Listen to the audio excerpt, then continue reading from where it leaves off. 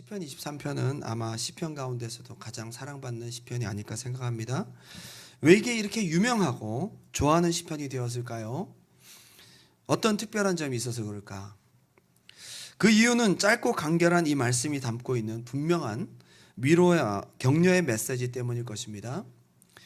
이 메시지의 핵심은 내가 믿는 하나님, 나의 삶을 인도하시는 나의 주인 되신 목자 되신 하나님은 참 좋은 분이다 라는 것이죠. 내 인생에 이런 좋은 분이 나의 목자가 되신다는 것이 그 자체가 위로가 되고 힘이 된다는 겁니다. 여러분, 수고와 슬픔뿐인 수고와 슬픔이 가득한 어렵고 힘들고 외로운 우리 인생에 정말 우리에게 좋은 목자가 있다는 것이 그 자체가 얼마나 힘이 됩니까? 목자와 양의 관계를 누구보다도 잘 알던 다윗은 그 양 한 마리를 지키기 위해서 맹수와 싸우며 목숨 다해 양을 지켜, 그리고 그 양들을 지켜내기 위해서 불철주야 수고했던 자신의 지난 삶을 비추어 볼 때 마치 하나님과 자기와의 관계가 이와 같지 않을까라고 상상하며 영감 있게 이 시를 자기 경험과 자기 고백으로 그려내고 있습니다. 여호와는 나의 목자시니 내가 부족함이 없으리로다. 시편의 가장 큰 주제이기도 하고 다윗의 진심 담긴 선언입니다. 시편의 이 가장 두드러진 특징, 23편의 특징은 개인적인 시편이라는 거예요. 지극히 개인적인 고백의 시편이라는 거예요. 어떤 예배 때 회중이 함께 올려드리는 그런 시편이라기보다는 나의 독백처럼 나와 하나님과의 관계 속에서 하나님을 앞에 두고 올려드리는 너무도 개인적인 시편이라는 거예요. 여기는 우리라는 단어가 하나도 등장하지 않습니다. 나라는 단어만 등장합니다. 계속해서 하나님 한 분과 나 하나를 대상으로 두고 이 시편을 읽어 내려갑니다. 개인적인 친밀함, 1대1의 관계가 강조되고 있습니다. 1절부터 3절까지는 그와 나와의 관계를 말하고 있지만 4절부터는 당신과 나와의 관계를 그리고 있습니다. 이게 무슨 차이일까요? 영어 성경도 보면 The Lord, He, Him 이렇게 가다가 4절부터 You가 등장합니다. 실제로 4절에 보게 되면 주께서 나와 함께 하심이라, 사망의 골짜기로 다닐지라도 내가 해를 두려워하지 않을 것은 주께서 나와 함께 하시죠. 4절에 나오는 주께서는 2인칭 단수 대명사예요. 이게 히브리어로 아타라는 말인데 옛날 킹제임스 버전으로는 thou, 그대라는 뜻입니다. 참 희한하죠. 1절부터 3절까지는 하나님 그와 나와의 관계를 그리다가 4절부터는 당신과 나와의 관계를 그리고 있습니다. 참 깊은 시입니다. 하나님을 앞에 두고 하나님 앞에 올려드리는 시입니다. 여러분, 누가 양입니까? 누가 목자입니까? 당신이 양입니까? 하나님이 목자입니까? 오늘 이러한 1대1의 관계의 설정 속에서 시편 23편은 출발합니다. 친밀한 개인적인 관계, 당신과 나라는, 당신과 우리가 아닌 당신과 나라는 이러한 관계의 설정에서부터 시편 23편은 읽어내려 가지기 시작합니다. 하나님과 나, 목자와 양이라는 절대적이고도 친밀한 관계가 아니고서는 시편 23편뿐만 아니라 예배도, 기도도, 찬양도 어쩌면 의미가 없는지 모릅니다. 오늘 여러분들의 예배가 하나님 당신과 그리고 여러분 한 분 1대1의 관계 속에서 올려드리는 의미 있는 고백, 의미 있는 시편, 의미 있는 찬양, 의미 있는 예배, 의미 있는 기도가 되길 바랍니다. 이게 시편 23편의 설정입니다. 모든 소설이나 모든 글들도 보게 되면 몇 인칭이냐 참 중요하죠. 어떤 관점에서 이걸 서술해 가고 있느냐, 이것이 백그라운드가 되잖아요. 시편 23편은 하나님 당신과 나라는 1대1의 철저한 관계 속에서 시점이 정해져서 흘러가고 있습니다. 특별히 목자와 양의 관계를 잘 알고 있는 다윗은 하나님의 백성과 하나님과의 관계를 목자와 양의 관계로 그리고 있습니다. 다윗이 이때 주목하고 있는 것은 목자와 양의 관계라는 거예요. 우선 양이 어떤 존재냐, 목자 앞에서 양이 어떤 존재냐를 우리가 알아야 합니다. 한마디로 전적으로 의존적일 수밖에 없는 존재입니다. 목자가 없으면 양은 살 수가 없습니다. 양은 생존을 위해서 할 수 있는 것이 전혀 없다라고 볼 수 있습니다. 생존을 위해 먹어야 하고 자신을 보호할 수 있어야 하는데 양에게는 하나도 없습니다. 그게. 얘는 스스로 음식을 찾아 먹는 것도 힘듭니다. 간혹 자연 다큐멘터리나 그런 프로그램들을 보면 들소나 초식동물들이 적당한 목초지를 찾아서 대이동을 하잖아요. 본능적으로 비가 오는 곳으로, 물이 있는 곳으로, 음식들이 있는 곳으로 이동을 하고 그들은 나름대로의 노하우를 가지고 살아갑니다. 어떤 짐승들은 뿔이 있든지, 어떤 짐승들은 빠르든지, 어떤 짐승들은 자기 나름대로의 필살기가 하나씩 다 있는데 양은 그게 하나도 없습니다. 양은 목표를 향해 가지 않고 방황하는 것 자체가 그의 특징입니다. 어떤 목표가 없어요.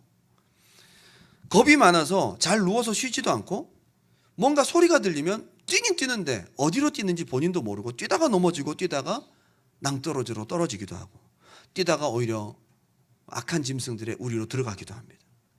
스스로를 보호할 수 없습니다. 덩치가 크거나 뿔이 있거나 보호색이 있지도 않습니다.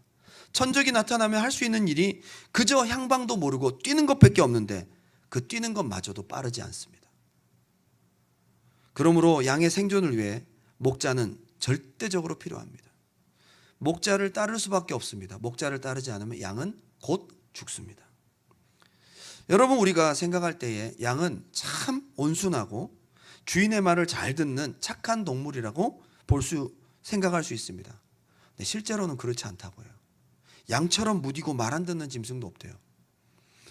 이사야는 하나님께 불순종한 자기 멋대로 움직이는 양들의 모습을 빗대어 이스라엘 백성들에게 빗대어 설명을 합니다. 우리는 다 양 같아서 그릇 행하여 각기 제 길로 갔거늘. 제 멋대로인 짐승들이 양입니다. 책임도 지지 못할 거면서 자기 멋대로 움직입니다. 그래서 옛날 중동 지방에서는 양 같은 놈 그러면 생각이 아주 모자라고 어리석으며 고집이 세고 남의 말에 절대 귀를 기울일 줄 모르고 답답하고 잘 씻지 않는 지저분한 녀석, 이런 뜻입니다. 최악이죠, 그죠? 보면 우리는 양새끼 그러면 굉장히 귀여운 말 같지만 그거는 개보다 더 못한 표현인 거예요. 여러분, 영어에 보게 되면 토우드가 두꺼비라는 뜻이잖아요. 두꺼비가 얼마나 지긋지긋합니까? 그래서 토우드 같은 녀석, 그럼 지긋지긋한 녀석인 거예요. 양 같은 놈 그러면 따분하고 멍청하고 지저분하고 안 씻고 벌레 끼고 그런 하여튼 별로 좋지 않은 나쁜 건 다 갖고 있는 짐승입니다. 중동 지방에서 사용하는 욕 중에 가장 심한 욕이 양 같은 놈, 양새끼 이런 뜻입니다. 이런 애들을 왜 키울까요? 참 알 수 없습니다. 왜냐하면 양은 생각이 또 모자르고 어리석으며 고집세고 남의 말에 귀 기울 줄 모르고 지저분한 놈. 게다가 양은 욕을 얻어먹을 짓을 많이 합니다. 몇 가지 특징들을 알 수 있는데요. 고집이 셉니다. 한번 자기가 꺾어서 가는 길은요, 웬만큼 세게 때리지 않으면 안 돌아와요. 자기 길로 간다는 거예요. 그리고 웬만한 덩치가 크면 웬만큼 세게 때려서 돌이키지 않습니다. 무디입니다. 감각도 무디고요. 가다가 이것들이 서로 마주쳐서 머리를 디밀면 양이 피해가거나 해야 되는데 자기들끼리 그 한두 마리가 더 끼고 6마리, 7마리가 끼면요, 막 서로 그러다가 등치 작은 양이 뒤집어지거나 그 사이에 끼면 발표죽 끼기도 하고 질식사하기도 하고 미련합니다. 시력이 아주 안 좋습니다. 그래서 적이 나타나는 걸 딱 보고 도망가야 되는데 적이 벌써 와서 보고 도망갈 때쯤 되면 얘는 벌써 늦습니다. 그리고 낭떠러진지도 모르고 뛰어가다가 발을 헛디뎌서 굴르게 되는데 벌써 낭떠러진지를 알게 될 때는 양이 그 시각으로 볼 때는 이미 속도를 멈출 수가 없는 상황이 됩니다. 죽는 길인지도 모르고 그냥 뛰어갑니다. 시력이 좋지 않습니다. 이빨 또한 튼튼하지 못합니다. 그래서 아무거나 먹을 수 없고요. 맹수와 또 싸우지도 못합니다. 그래서 보면 100% 만약 잊어버린다 그러면 거의 죽는다고 봐야 됩니다. 그래서 예수님께서 잃어버린 양 한 마리 비유를 하시면서 기어이 밤이 맞도록 찾아서 양 한 마리를 데려와야 되는 필연이 뭐냐? 얘는 잃어버리면 100% 죽는다는 것이 기정사실이기 때문입니다. 잃어버리면 죽어요. 그래서 찾아야 되는 거예요. 날카로운 불이나 발톱도 없습니다. 그래서 쉽게 맹수들의 밥이 되고 또 물려 죽을 때는 소리도 지르지 않아요. 그러니까 얘들이 어디서 어떻게 죽는지 알 수도 없고 스스로 지켜낼 능력도 없습니다. 정말 어떻게 보면 이런 진짜 쓸모없는 짐승이 있을까라고 싶을 정도의 모습이 양입니다. 여호와가 나의 목자가 되셔야만 되는 이유는 내가 하나님 없이 온전히 살아갈 수 없는 한 마리 양이라는 설정 때문입니다. 그걸 인정하는 여러분 되시기 바랍니다. 다윗은 목자 앞에 우리가, 하나님 앞에 우리인 모습인 거예요. 양의 모습. 시편 23편의 설정은 그 자체가 나는 하나님의 은혜와 생명과 인도하심을 필연코 절대적으로 필요로 하는 존재이며 하나님은 나에게 그런 분이다 라는 것입니다. 이것을 우리가 안다는 지식이 참 중요한 겁니다. 양처럼 무디고 자기를 지켜낼 능력도 없으면서 하나님을 믿지 않고 하나님을 의지하지 않고 살아간다면 이 또한 답답한 일입니다. 오늘 본문은 세 개의 부분으로 나뉘어집니다. 짧은 6절의 내용이지만 1절은 하나님은 좋은 목자이시다라는 선포와 선언, 그리고 2절부터 5절까지는 왜 하나님이 좋은 목자인지에 대한 이유를 설명합니다. 그리고 6절은 그 모든 것에 대한 결론과 시인의 다짐, 나는 그래서 이 좋은 목자이신 하나님 옆에서 영원토록 붙어먹고 살 거야 라고 결심을 하는 것이죠. 오늘 저는 하나님이 좋은 목자이심을 다 알지만 왜 나의 인생에 좋은 목자이신지를 한번 시편 23편을 중심으로 해서 나누어 보길 원합니다. 사실은 시편 23편 1절부터 6절까지를 다 오늘 끝내려고 했는데 점점 내용이 길어져서 어쩔 수 없이 다음 주와 이번 주 두 번에 걸쳐서 함께 은혜를 나누고 싶습니다. 그런 정도로 하나님이 왜 나에게 좋은 목자인지에 대한 이유가 너무나 풍성합니다. 오늘은 특별히 2절과 3절 중심으로 해서 하나님이 왜 나에게 좋은 목자인지, 주님이 어떻게 하여 나에게 좋은 목자인지를 우리가 묵상하며 좋은 목자이신 주님과 함께 동행하는 우리의 삶이 되길 바랍니다. 시편 23편 1절 다 같이 한번 다시 읽어볼까요? 시작. 여호와는 나의 목자시니 내게 부족함이 없으리로다. 진짜요? 진짜 부족함이 하나도 없어요? 그 전에 저는 이 의미를 모를 때는 부족함 투성인데, 다윗도 부족함 투성이었는데 왜 이거 진실하지 않은 것 같은데? 부족함이 하나도 없다고 정말? 근데 원 의미가 이래요. 하나님이 나의 목자이기에 내가 더 바랄 것이 없다. 이거는 어떤 조건적인 풍성함의 고백이 아니에요. 내가 모든 게 풍성하기 때문에 부족한 게 없다라고 얘기하는 것이 아니라 하나님처럼 좋은 분이 나의 목자가 되시니 너무 행복하다는 거죠. 더할 나위 없이 행복하고 좋다 이겁니다. 여전히 부족함은 있죠. 그런데 무엇으로 이 모든 부족을 이깁니까?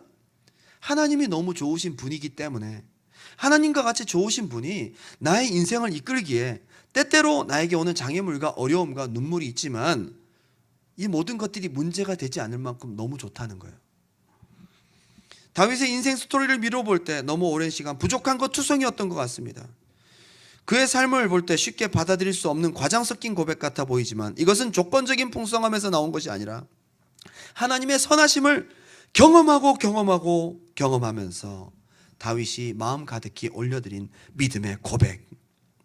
하나님의 백성인 우리가 여전히 눈물과 수고가 가득한 이 세상을 살아가면서도 우리가 만족하고 힘을 내어 살아갈 수 있는 것은 하나님이 너무도 선한 목자이시기에 신뢰하고 행복할 수 있고 믿음으로 힘을 내어 갈 수가 있습니다. 두 가지로 하나님이 왜 나에게 좋은 목자인지 본문을 중심으로 봅니다. 첫 번째는 한번 따라합시다. 참된 안식을 주신다. 안식은 여러 군데서 얻을 수 있습니다. 편안한 집에서 침대에서 하룻밤 자고 나면 안식을 얻을 수 있습니다. 편안한 소파 위에서 한번 쉬고 나면 몸이 피로가 풀립니다. 아주 물이 좋은 스파에서 한 2시간 정도 몸을 담그고 나면 땀이 쫙 빠지고 안식도 있을 수 있습니다. 그런데 참 안식은 하나님만 주십니다. 시편 23편 2절 그가 나를 푸른 풀밭에 누이시며 쉴만한 물가로 인도하시는도다. 여기에서 우리가 하나님이 참 안식을 주신다는 것을 알 수 있습니다. 목자가 어떻게 양을 부족하지 않게 하는지 소개를 여기서 시작하고 있는데, 우리 생각과 다르게 여러분, 양들은 겁도 많고요, 성향도 까다로워서 쉽게 풀밭에 눕지 않습니다. 양이 아무렇게나 눕는다고 생각하면 오산이에요. 여기에 보게 되면 푸른 풀밭에 누이신다 그랬는데 양이 아무데나 눕느냐? 절대로 아니에요. 여러분 인터넷에서 양과 관련된 이미지를 검색해 보면 대부분의 사진은 양들이 다 서 있는 거예요. 그죠? 양들이 누워 있는 거 봤어요? 그림은 그릴 수 있겠죠. 근데 양들은 아무데나 눕지 않는다는 거예요. 양이 누워 있는 모습의 사진은 거의 없습니다. 기본적으로 잘 눕지 않습니다. 양들이요, 지네들도 씻지도 않으면서 지네들도 지저분하게 덕지덕지 뭐 묻히고 다니면서 깨끗한 거 봐요. 누울 만한 데를 찾아요. 참 웃기죠, 그죠? 예를 들면 약간 좀 얄미운데 양도 많이 먹으면서 질도 따지고 골라 먹어. 응? 안 씻으면서 먼지가 있어. 그래서 막 깨끗한 척하고. 그죠? 일은 하나도 안 하면서 맨날 비싼 명품만 사고. 응? 제가 얼마 전에 저 토크쇼 안녕하세요인가? 거기에 보니까 한 사연이 올라왔는데 13살 아들 때문에 골치가 아프다는 거예요. 밖에서 꽃냄새를 맡고 집에 들어와 보면 집에 완전 똥냄새, 지린내가 진동을 하는데 13살짜리 이 애가 동물을 너무 좋아해서 동물을 56마리를 키웠대, 집에. 한 번 꽂히면 사달라고 그렇게 줘. 어떻게든 그 동물을 끌어와서 데리고 와서는 우리에 넣어놓고 그 다음부터 관리를 안 해. 관리를 안 합니다. 좋아하는 거는 어떻게든 얻으면서 그 뒤에는 하나도 관리를 하지 않는 양이 꼭 이런 모습 같아요. 일감이다. 양은 한마디로 양은 많은 도움을 준다기보다는 목자에게 엄청난 수고를 요하는 아주 손이 많이 가는 짐승입니다. 겁이 너무 많아서 자신이 완전히 안전하다고 보지 않으면 눕지 않습니다. 그래서 진짜 안전한 곳에서는 잘 안 눕고 안전하지 않은 곳에서는 앞도 보이지 않으면서 뛰어가는 존재입니다. 주변에 두려워할 것이 전혀 없어야 합니다. 안심이 완전히 되어야 드러눕습니다. 양들끼리 갈등이 있거나 서로 싸우지 않아야 합니다. 풀도 아주 배부르게 먹고 배가 불러서 그때 눕습니다. 얘들도 누울만 해야 눕는다는 겁니다. 목자가 그런 안식을 제공한다는 거예요. 하나님이신 우리의 목자는, 우리의 목자이신 하나님은 여러분의 좋은 목자가 되신다는 것이 여러분에게 참 평강과 여러분 심령을 누울 수 있도록 안식으로 이끄신다는 거예요. 우리에게 정죄와 염려와 죄로 인한 두려움에서 온전히 벗어나게 하시고, 우리 주님이 말씀하십니다. 수고하고 무거운 모든 짐진 자들아 다 내게로 와라. 내가 너희를 쉬게 하리라. 우리를 안식이 없는 세상, 험한 세상에서 인도하여 누울 곳을 제공하신다는 것입니다. 여러분, 참 목자이신 하나님만이 여러분에게 정죄가 없는, 염려와 두려움이 없는, 죄로 인한 걱정이 없는 참 안식을 주셔서 우리의 심령을 눕게 하신다는 거예요. 누리고 계십니까, 여러분? 목자가 참 목자라는 증거입니다. 여기 보게 되면요, 푸른 풀밭에 누이시며, 눕도록 목자가 만들어야죠. 양이 자기가 눕지 못하니까 목자가 만들어준다는 겁니다. 쉴만한 물가로 인도하시는도다. 여기 쉴만한 물가는 굉장히 포괄적으로 보이지만 잔잔히 흐르는 물을 말합니다. 양들은요, 아까 얘기했잖아요, 굉장히 겁이 많은데 막 빨리 흘러가는 물은 정말 기겁을 합니다. 물이 첨벙첨벙. 양은 무서워서 근처에도 오지 않습니다. 겁이 얼마나 많은지 아주 잔잔히 물이 흘러야 됩니다. 여러분, 그런데 물이 고여있는 건 또 안 돼요. 고여있는 건 거기에 박테리아나 아니면 썩은 물들, 오래된 물들을 또 먹으면 또 탈이 나요. 아유, 참 까다롭기 그지없어요. 양들이 가만히 있는 물은 또 더럽고 빨리 흐르는 말은 깨끗한데 겁나고. 이거 어떻게 해야 됩니까? 이런 물들을 찾아 나서기 위해서 목자는 굉장히 애를 쓴다는 거예요. 이게 중노동이죠. 온 산을 헤매며 양들이 좋아할 만한 가장 좋은 스팟을 연구해야 돼요. 그래서 그런 데를 줘야 되고요. 심지어 물이 불어나거나 유속이 좀 빠르면 어쩔 수 없는 선택에 의해서 목자는 거기에 뚝을 쌓습니다. 그리고 거기에 돌을 쌓고 해서 가장자리 부분을 물이 천천히 흐르고 물이 어느 정도 고이도록 만들어줍니다. 양 키우는 것도 힘든데 양들에게 이런 샘물을 만들어주고 양들이 물을 먹을 수 있도록 환경을 만들어주는데 이 보통 일이 아닙니다. 겁만 조금만 없어도 괜찮은데 겁은 또 지나치게 많으니까 너무 쉽지 않다. 돌과 흙을 가지고 흐르는 물을 막습니다. 위로부터 더 이상 많은 물이 흘러내려오지 않도록 돌과 흙을 쌓아 물을 막아줍니다. 그리고 구정물을 흘러보낸 다음에 깨끗한 물이 딱 정제되면 양으로 오도록 목자가 유도를 합니다. 그런데 이마저도 오지 않으니까 목자가 엄청난 퍼포먼스를 합니다. 목자가 양들을 인도해서 물 먹을 곳에 들어가 발로 물을 밖으로 차내고 그리고 발바닥 정도의 물이라고 보여주기 위해서 노력을 하고 몸부림칩니다. 목자가 그렇게 인도하지 않으면 양은 오지도 않고 물을 제대로 마시려 하지도 않습니다. 얼마나 까다로운지. 신선하면서도 천천히 흐르는 얕은 물을 찾아 양들에게 먹여줍니다. 그래서 좋은 목자입니다. 목자는 양의 약점을 잘 알고 있습니다. 그래서 수고스럽지만 양이 마음 놓고 편안하게 물을 먹을 수 있는 최고의 환경을 만들어 주려고 노력합니다. 이제 양은 목자의 사랑과 노력으로 인해 무서워하던 물가로 가까이 다가옵니다. 그리고 눈치를 보면서 한두 마리의 물을 마시기 시작하면서 또 몰려들기 시작하면 또 양들을 또 떼놓기 바빠요. 드디어 양은 편안하게 물가에서 물을 마실 수 있습니다. 이게 바로 쉴만한 물가입니다. 잔잔히 흐르는 물, 깨끗한 물입니다. 편안하게 마른 목을 죽일 수 있도록.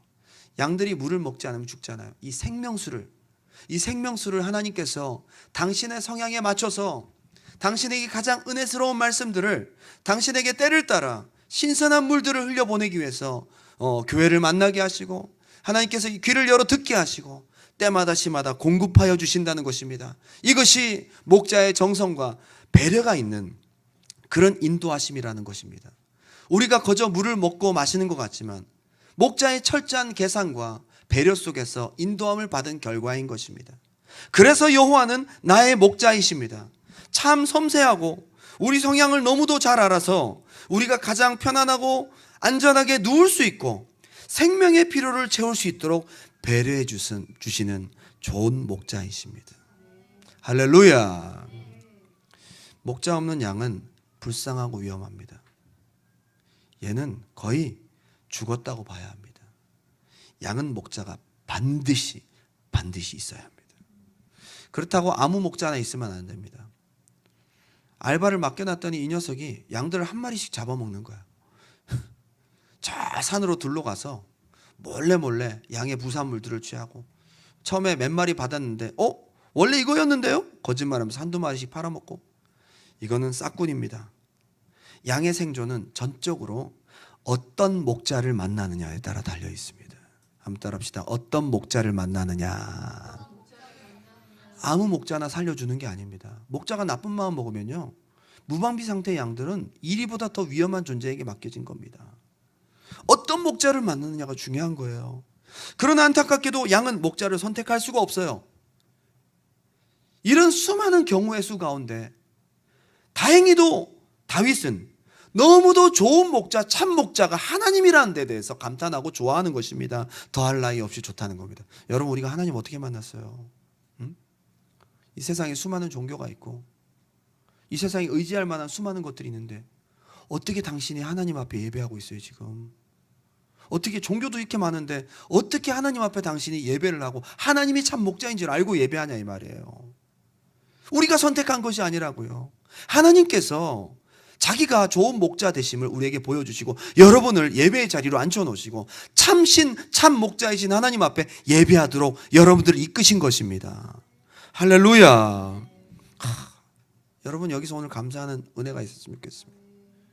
하나님이 내 목자구나. 예전에 제가 참새를 많이 사냥을 했는데 진짜 완전 원시적인 방법으로 참새가 많았어요. 우리 작은 형이랑 소쿠리 같은 거 해가지고요. 완전 옛날이죠. 검정 고무신에나 나오는 얘기인데 소쿠리 같은 거 해서 이렇게 나무를 하나 맞춰놓고 그 안에 쌀을 좀 뿌려놓고요. 이렇게 해서 저 부엌에서 줄을 해가지고 딱 보고 있으면 참새가 촉촉촉 하다가 그걸 먹으러 들어가면 딱 땡기면 딱 갇히면 찍찍찍찍 거려요. 그러면 이제 그걸 열다가 도망가는 놈도 있고, 그래도 한 마리는 반드시 잡히게 돼 있어. 한 마리 딱 잡으면 막 하는데 뭐 그래도 소용없어요. 참새가 쫓는다고 뭐가 아파요? 딱 잡고 생각합니다. 이걸 어떻게 하지? 얘는 완전히 내 손에 달려 있는 겁니다. 내가 이렇게 하면 죽잖아요. 얘를 놔줄 것인가, 구워 먹을 것인가, 어떻게 할 것인가, 내 마음입니다. 다행히 내가 선한 목자라 그걸 놔주기로 마음을 먹었습니다. 참새는 푹 날아가면서 자기의 자유를 찾죠. 절대 주권자, 전지전능하신 하나님, 좀 마음 나쁘게 먹으면 우리는 다 지옥 가잖아요. 그렇잖아요? 우리처럼 손이 많이 가는 존재가 어디 있어요? 우리처럼 죄 많이 짓는 존재가 어디 있어요? 우리처럼 날마다 실수하고 하나님 앞에 범죄하고 날마다 진짜. 근데 하나님이 마음을 선하게 갖고 계시다는 게. 사람마다 자신의 목자가 가만히 보면 있습니다. 저마다 자신의 필요를 채워주는 어떤 존재가 있다는 얘기죠. 고대 근동지방 다윗의 시대 때는 하나님 외에 다른 신을 섬기는 사람들이 많이 있었습니다. 그래서 바알을 섬기고 내게 풍요와 다산과 쾌락을 주는 어떤 존재를 섬깁니다. 근데 오늘날도 마찬가지입니다. 물질을 섬기고 어떤 신이 아니더라도 신의 위치에 올려놓은 무언가를 우리는 따르며 섬기게 됩니다. 그런데 그것들이 진짜 참 목자는 될 수 없다는 것이 안타까운 일입니다. 하나님만큼 절대적인 존재로서 인격을 가지고 우리에게 선한 마음을 가지고 우리를 눕게 하시고 우리 성향을 잘 알아 필요한 것들을 때마다 시마다 잘 채워주시고 배려해 주시는 목자는 없다라는 거예요. 그 하나님이 나의 목자 되심이 감사하며 그래서 더할 나위 없이 좋다라는 것이 다윗의 고백이고 여러분의 고백이 되어야 될 줄 믿습니다. 두 번째, 하나님이 나에게 좋은 목자 되시는 이유는 한번 따라 합시다. 끝없는 수고와 책임. 하나님의 우리를 향한 수고와 이렇게 손이 많이 가는 존재인 우리를 귀찮아하시고 마다하시고 힘들어 하시는 것이 아니라 기꺼이 끝까지 책임지시는 것이, 이건 진짜 너무도 좋은 목자라는 아주 강력한 증거입니다. 시편 23편 3절 우리 다 같이 한번 읽어볼까요? 시작. 내 영혼을 소생시키시고 자기 이름을 위하여 의의 길로 인도하시는도다. 아멘. 여기에 내 영혼을 어떻게 한다고요? 소생시키신다. 다시 살려낸다는 얘기죠. 근데 원래 원어의 의미를 보면 히브리어로 슈브라는 말인데 원래 있는 자리로 돌려놓는다 이런 뜻입니다. 영혼이 살아있다가 죽으면 다시 살리는 거죠. 생명의 길로 가다가 잘못 가면 다시 생명의 길로 인도한다는 거죠. 그러면 이것이 단회적인 일로 끝나냐? 절대로 그렇지 않습니다. 소생시키는 이 작업은 우리가 죽을 때까지 끊임없이 날마다 발생할 수 있는 일입니다. 죄 가운데 날마다 죽을 수 있는 것이 우리의 연약함 아닙니까?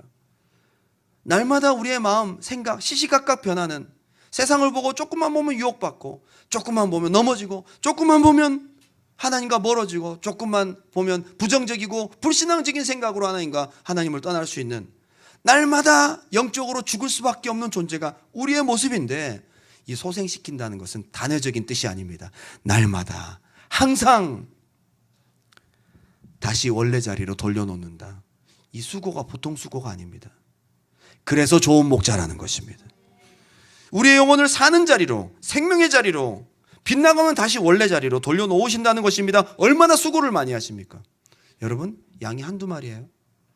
목자들이 가다 보면요, 양들이 지멋대로 가요.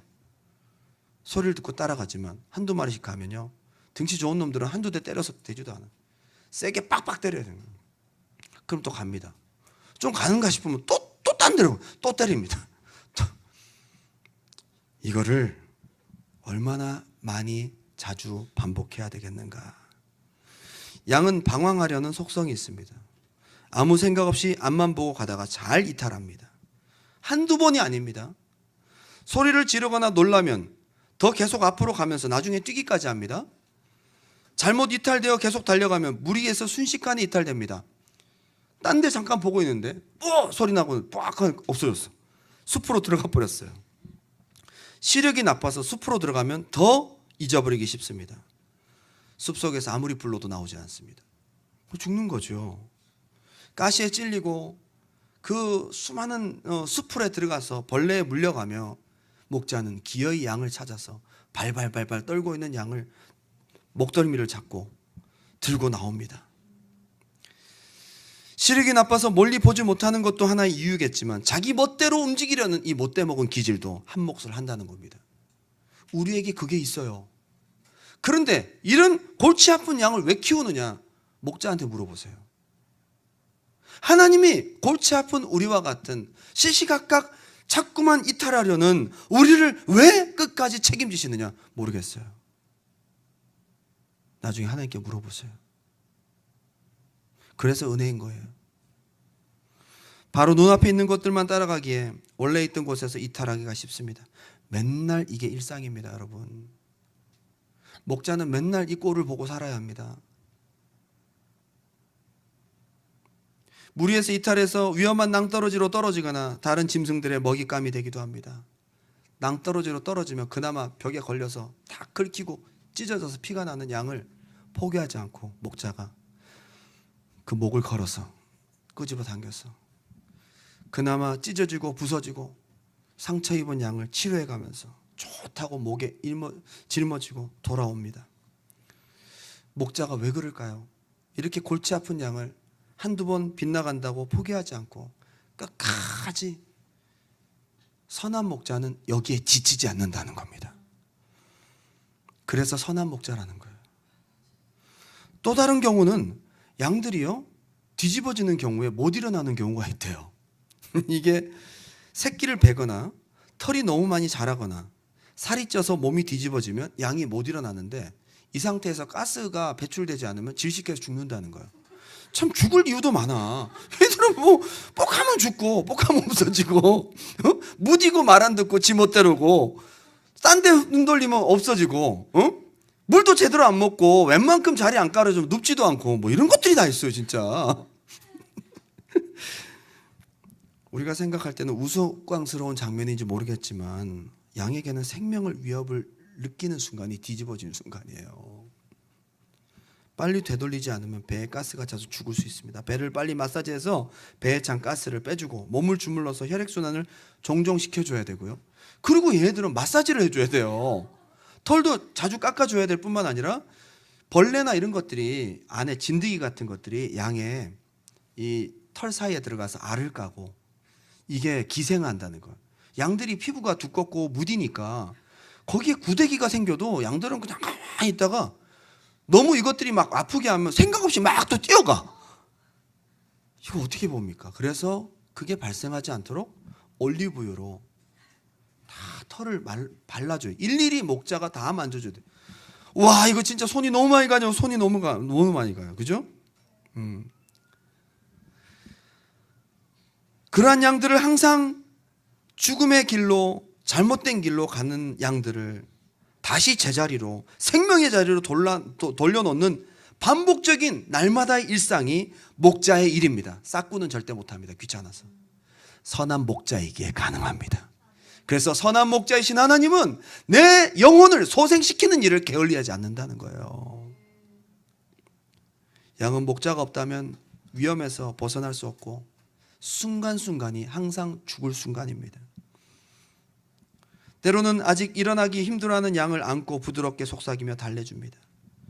아직도 회복이 안 된 양들은 어쩔 수 없이 목자가 힘들지만 그 무거운 걸 들쳐 메고 다음 장소로 이동합니다.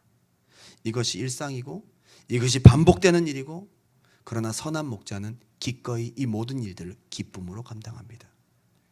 우리 하나님이 미련한 양과 같은 우리, 손만이 가는 우리, 날마다 죄악으로 타락할 수밖에 없는 우리를 졸지도 아니하시고 주무시지도 아니하시고 순간순간 불꽃 같은 눈으로 지키며 생명의 길로 인도하시는 은혜가 있기에 선한 목자입니다. 여러분, 우리가 보이지 않지만 하나님의 보이지 않는 손길이 날마다 여러분들을 엄호하시고 이끌어 주신다는 것을 오늘 믿으시기 바랍니다. 참 양은 목자의 관심과 손이 순간순간 너무 많이 가는 존재입니다. 속삭이는 존재예요. 한마디로 속삭이는 존재예요. 실제로 목자의 삶은 생각보다 더 고달팠다고 해요. 그리고 대접도 별로 못 받습니다. 수당도 많지 않아요. 그냥 실내가 아닌 노천에서 그냥 야외에서 주로 야외 취침하는 날들이 많고요. 목자의 생활은 1년 내내 고르지 못한 날씨와 갑자기 비가 내리고 또 각종 맹수가 생각지 않게 들이닥치기도 합니다. 늑대가 4-5마리가 떼를 지어 공격하게 될 때는 목자도 그것들과 피 터지게 싸우다가 죽을 수도 있는 위험한 상황에 노출될 수 있습니다. 그러나 양들을 지키기 위해서 목자는 피 터지게 싸워야 합니다. 거친 생활입니다. 깨끗한 의복, 단정한 몸가짐과는 거리가 먼 삶입니다. 양떼들과 동고동락하는, 늘 양들을 품에 안고 자고 늘 몸에서는 쾌쾌한 가축 배설물 냄새가 배어나왔고 계속되는 밤샘과 제대로 씻지 않은 얼굴은 피곤해 찌들은 아주 그냥 거지의 모습과 다를 바가 없는 거죠. 야인의 모습인 거예요. 이렇게 목자의 삶은 굉장히 고단하고 말 그대로 중노동입니다. 그런데 이 까다롭고 맨날 삐쳐나가는 양들을 쉬지 않고 계속 돌봐야 되고 잠도 못 자는 것이 목자의 삶인데 선한 목자인 하나님은 그것을 마다하지 않는다는 거예요. 우리를 보면 양들과 다르지 않죠.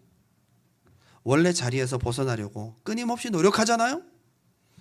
구원받기 전에만 그런 게 아니라 구원받은 후에도 그러한 옛 구습은 늘 우리 속에 도사리고 있습니다.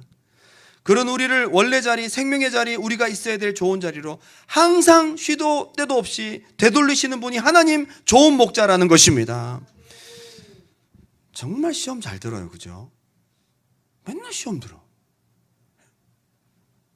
신앙도 잘 떨어지고 믿음도 잘 떨어지고 뜨거웠다가 금방 식어지고 세상 보면 정신 못 차리고 순간 마음 뺏기고 이렇게 손이 많이 가는 존재가 우리인데 왜 하나님은 우리를 당신의 양으로 삼으셔서 끝까지 붙들고 가실까요? 과연 무슨 생산성이 있기에? 그렇게 따지면 우리에게 어떤 유익과 대가를 바라는 목자가 아닌 그냥 조건 없는 사랑을 날마다 베푸는 선한 목자라는 것이 틀림이 없습니다. 이러한 수고를 조금 더 마다하지 않고 항상 시시각각 우리를 인도하시는 선한 목자 주님, 한번 따라 합시다. 자기 이름을 위하여 의의 길로 인도하시는도다. 내 영혼을 소생시킬 뿐만 아니라 반복적으로 계속 하실 뿐만 아니라 자기 이름을 위하여 의의 길은 바른 길입니다. 생명의 길. 목자가 생각하기에 바른 길은 진짜 사는 길인 거예요. 그 길 벗어나면 죽는 길인 거예요. 우리를 살려주시는 길로 항상 인도하신다는 거예요. 원래 자리로 돌려놓는 것뿐만 아니라 그 이후로도 계속적으로 지속적으로 올바른 방향으로 갈 수 있도록 인도하시는 분이 하나님이십니다. 굉장히 꾸준하고 성실하신 목자인 거죠. 조금 하다가 손이 많이 가고 한두 번 자리를 돌려놓으면 그 다음부터 또 이탈하고 그러면 아휴 모르겠다. 몇 번째냐 저놈의 새끼 저거. 응? 몰라 그냥. 네 알아서 해. 그냥 숲속으로 도망가서 막 도망가요. 하다가 한숨이 푹 나오면서 그래 그게 네 팔자다. 가. 그리고 이제 저거 한 마리 잊어버렸어. 돌아가자. 그러지 않습니다. 야, 정말 이 한 마리를 찾으려고 온 숲을 돌아서 그걸 기쁨으로 어깨에 울러매고 끝까지 포기하지 않는 것이 선한 목자 주님 당신 자신이라고 당신 자신을 그렇게 표현했습니다. 나는 선한 목자라. 선한 목자는 양들을 위하여 자기 목숨을 기꺼이 버린다는 거예요. 진짜 그렇게 하셨습니다. 여기 보게 되면 자기 이름을 위하여 그렇게 하신다는 말이 이기적인 목자라는 게 아니에요. 내 명예 더럽히지 마. 그게 아니거든요.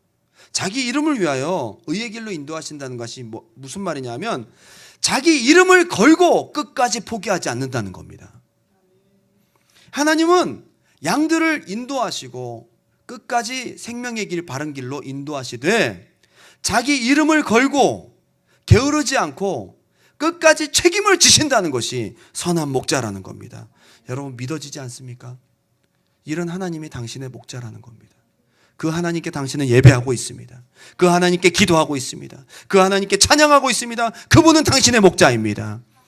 지금 여러분 우리의 삶이 힘들고 어렵지만 너무도 좋으신 참 목자가, 그 목자를 잘 만난 여러분들은 행복한 사람입니다. 자기 이름까지 걸고 몇 번이고 생명의 길로 돌이키기를 피곤해하거나 마다하지 않는 진짜 인내심 있고 책임감 있는 신실한 믿을 만한 나의 좋은 목자. 오늘 그분과 함께 동행하면서 다윗이 그 좋은 목자에게 자신의 사랑을 고백하고 자신의 어려움을 고백하고 자신의 기도를 올려드리고 자신의 마음을 올려드리고 쫓기는 상황 속에서도 그 선한 목자를 신뢰하며 끝까지 그분과 관계를 유지하는 그러한 예배자적 영성, 하나님에 대한 인식, 그분과의 동행, 그것이 있는 여러분 되시기 바랍니다. 결론을 맺으면서 미국 기독 작가 중에 가장 영향력 있는 분 한 분을 소개하고 마칩니다. 텍사스 샌 안토니오에 있는 오크 힐스 처치의 담임 목사님이신 맥스 루카도 목사님입니다. 맥스 루케이도. 예수가 선택한 십자가라는 책으로 예전에 번역이 되었었는데 예수님의 그 십자가에 대해서 너무 서정적이고 섬세하게 그리고 있는 모습에 제가 참 많은 묵상이 있었습니다. 그 목사님은 어릴 때 텍사스에서 태어나서 어린 시절 바다를 한 번도 보지 못했습니다. 텍사스 주변에는 바다가 없잖아요. 기껏해야 동네 연못이 전부였습니다. 물놀이 해봐야 그냥 작은 연못에서 찬방찬방 거리고 놀았습니다. 그러다가 10살이 되던 해 맥스 목사님은 삼촌이 살고 있던 캘리포니아를 방문하게 됩니다. 삼촌은 어린 맥스를 데리고 집 가까이 있는 태평양이 탁 넘실거리는 엄청나게 넓은 산타모니카 해변으로 그를 데려갑니다. 넓은 백사장과 끝없이 펼쳐진 태평양 바다를 보고 맥스는 할 말을 잃고 말았습니다. 한참을 입을 벌리고 이게 뭐야? 특별히 맥스를 가장 감동시켰던 것은 끊임없이 밀려오는 파도였습니다. 그 많은 물들이 도대체 어디서 흘러오는지, 계속해서 맥스에게 흘러오는지 알 수가 없었습니다. 한참을 그렇게 물끄러미 쳐다보던 맥스는 삼촌을 보면서 전혀 이해할 수 없다는 표정을 지으며 말합니다. 삼촌, 저 봐요. 물이 계속 와요. 계속 와요. 계속. 맥스는 충격을 받은 듯 했습니다. 그때 삼촌이 질문을 던집니다. 맥스, 너 그거 알아? 뭐요? 오늘 밤에 우리가 오잖아? 그래도 파도는 계속 온다? 맥스는 말도 안 된다는 표정으로 말합니다. 네, 농담하지 마요. 저거 좀 하다가 이제 멈추겠죠. 삼촌은 또 물었습니다. 맥스, 너 그거 알아? 숨쉬기도 힘들 정도로 흥분한 맥스가 뭐냐는 표정을 지어 보였습니다. 1000년 전에도 이 파도는 계속 밀려왔고 그때부터 지금까지 한 번도 쉬지 않고 계속 밀려왔어. 눈이 휘둥그레진 맥스는 입을 다물지 못합니다. 맥스의 마음을 아는지 모르는지 삼촌은 또 한 가지 신기한 것이 있다고 말합니다. 맥스, 너 그거 알아? 우리가 죽고 난 후 1000년 후에도 이 파도는 계속 밀려올 거야. 이 물은 계속 올 거야. 맥스는 그게 어떻게 가능하냐는 표정으로 넓은 태평양에서 밀려오는 파도를 넋을 잃고 쳐다보았습니다. 그러고는 삼촌에게 물었습니다. 삼촌, 저기 한번 들어가 봐도 돼요? 그럼. 신이 난 맥스는 온몸에 모래를 잔뜩 묻히고는 파도를 향해서 뛰어들었습니다. 그 순간 밀려오는 파도가 맥스를 덮치고 싹 지나가면서 온몸의 모래가 온데간데 없이 싹 씻겨졌습니다. 맥스는 또다시 뛰어나와 신나게 모래사장에서 모래를 묻히고 다시 파도로 뛰어갑니다. 여지없이 파도는 큰 팔을 벌려 맥스를 팍 하고 덮치고 지나갑니다. 1000번을 뛰어들어도 파도는 1000번을 다 받아주었고 1000번을 뛰어들어도 파도는 1000번을 다 씻어주었습니다. 맥스는 그날 종일 멈추지 않고 밀려오는 파도와 그렇게 끊임없이 시간 가는 줄 모르고 놀았습니다. 그러면서 맥스 루카도 목사님이 어렸을 때의 이야기를 쭉 하면서 성도들에게 모두가 숨을 죽이고 잠잠한 가운데 한마디를 던집니다. 우리 주님의 성실하심이 여러분을 향한 끊임없는 죄사함과 용서와 사랑이 이와 같습니다. 참 천지 만물을 보면 하나님의 속성을 알 수 있어요. 마치 바다에 밀려오는 파도처럼 쉬지 않고 계속 어쩌면 그렇게 변함이 없을까요? 70번씩 7번. 여러분 7이라는 숫자는 오해하지 말아야 됩니다. 완전 숫자입니다. 말 그대로 숫자 그대로 490번이 아니고요. 70번씩 7번이라도 죄를 짓고 날마다 넘어지고 염치 없고 맨날 똑같은 죄에 넘어지고 날마다 삐쳐나가고 날마다 곁길로 나가고 날마다 시험 들고 날마다 무너지고 날마다 부족하고 날마다 연약하고 나아지는 모습이 없고 날마다 반복하고 날마다 걸음마 같은 그런 발전 없는 신앙과 같은 나의 한심한 모습이랄지라도 우리가 그분께 나아가기만 하면 늘 바른 길로 인도하시는 선한 목자라는 것입니다. 선한 목자이신 주님이 나를 인도하시고 그 주님이 당신 한 사람을 향한 신실하심과 선하심이 개인적이고도 친밀하게 또한 영원히 변함이 없다는 사실을 여러분 오늘 고백하며 여호와는 나의 목자시니 내가 부족함이 없습니다. 오늘 여러분 기도하실 때 이러한 하나님과 1대1의 친밀함을 회복하게 해달라고 기도하세요. 오늘 저는 다윗의 고백을 읽고 지나가는 것이 아니라 그 고백이 내 가슴 속에서 하나님을 향해서 당신, 하나님 당신이 나의 목자라고 고백할 수 있는 은혜가 있기 바랍니다. 그리고 더 이상의 정죄와 더 이상의 두려움이 아닌 나의 목자가 되심으로 여러분 참 안식을 누리고 그 품에 누워서 그분이 주시는 생수를 먹을 수 있는 여러분이 되었으면 좋겠습니다. 여러분 속에 있는 두려움의 기질이 떠나갔으면 좋겠습니다. 그리고 끊임없이 받아주시는 그분을 향한 신뢰를 오늘 고백하며 나아가길 바랍니다. 우리 마지막 찬양 올려드리며 오늘 시편 23편을 이 노래로 고백하고 기도하길 원합니다.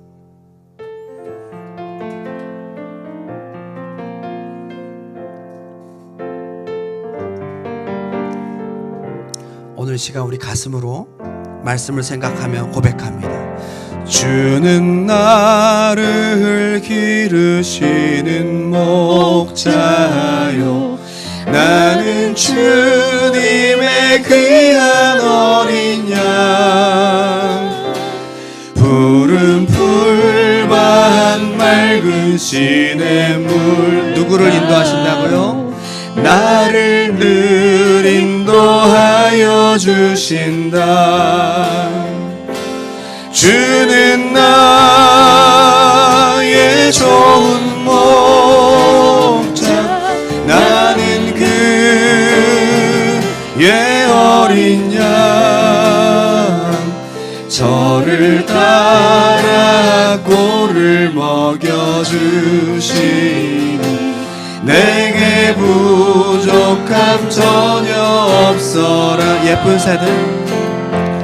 예쁜 새들 노래하는 아침과 노을 비끼는 고운 황혼에 사랑한 오늘 이 시간 주님이 당신을 부르십니다. 다른 사람이 아닌 당신을 나를 언제나 불러주신다. 아멘. 주는 나의 좋은 목자 나는 그의 어린 양 저를 따라 꼴을 먹여주시니 내게 부족함 전혀 없어라. 못된 짐승 나를 해치 못하고 거친 우리를 하나님의 사랑에서 어떤 피조물도 끊을 수 없으리라. 나의 주님 강한 손을 펼치사 나를 주야로 지켜주신다. 아멘. 주는 나의 좋은 목자 목자 나는 그의 어린 양 저를 따라 꼴을 먹여주시니 내게 부족함 주는 나의 좋은 목자 나의 좋은 목자 주는 나의 좋은 목자 나는 그의 어린 양 저를 따라 꼴을 먹여주시니 내게 부족 우리 마지막으로 고백합니다. 우리 가슴으로 주는 나의 좋은 목 오늘 이 자리에 당신을 있게 하신 하나님 날마다 나를 소생시켜 주시고 바른 길로 끊임없이 인도하시는 나의 목자 하나님 꼴을 먹여주시니 내게 부족함 전혀 없어라. 오늘 시간 다 같이 무릎 꿇고 가슴에 손을 얹고 하나님이 누구의 목자입니까? 저는 오늘 시편 23편이 시편의 꽃이라고 얘기하는데 시편의 꽃일 수밖에 없는 가장 결정적인 이유는 지극히 친밀하고 개인적인 고백이라는 거예요. 오늘 당신의 고백이 되기 바랍니다. 양과 같은 정말 생산성 없고 쓸모없고 본능을 따라 너무도 손이 많이 가는 정말 목자를 지치게 만드는 존재 아닙니까? 그런 나 같은 존재를 선택하시고 양이 목자를 선택한 게 아닙니다. 절대로 목자이신 주님이 당신을 선택하셨어요. 여러분 한 가지 행복한 소식 알려드릴까요? 그분이 당신의 이름을 걸고 당신 영혼을 끝까지 인도하실 거예요. 여러분 이제 벗어나고 싶어도 안 돼. 여러분들이 아무리 곁길로 가려고 해도 그분이 가만두질 않아. 그분의 막대기와 지팡이로 끝까지 인도하시. 자기 명예를 걸었어요. 여러분 하나님 앞에 잡혔어요. 얼마나 행복합니까? 이 세상에 소개되는 수많은 신들과 수많은 의지할 만한 것들이 많이 있지만 우리가 그런 목자를 만나지 않고 우리의 진짜 영원하신 참 목자이신 주님을 어쩌다가 만났냐 이 말이에요. 어쩌다가 당신이 하나님 앞에 예배하고 있냐 이 말이에요. 하나님의 선택입니다. 당신은 하나님의 양이고 우리 주님은 당신의 목자이십니다. 오늘 이 시간 다윗의 친밀함이 내게 있게 해달라고 고백하고 여러분 속에 있는 정죄와 참 안식을 누리지 못하는 그런 부분들이 무엇인지 오늘 주님 앞에 내보내면서 주님 안에 내가 온전히 풀밭에 눕게 도와주시고 주님이 주시는 물을 마시게 도와주시옵소서. 참 안식을 누리게 해달라고 기도하시고 그리고 끊임없이 나를 위해 노력하시는 하나님을 신뢰하며 그분을 신뢰하며 보이지 않는 그분의 손을 붙잡고 동행하는 삶이 되게 해달라고 우리 주님의 이름 한번 뜨겁게 부르고 기도합니다. 주여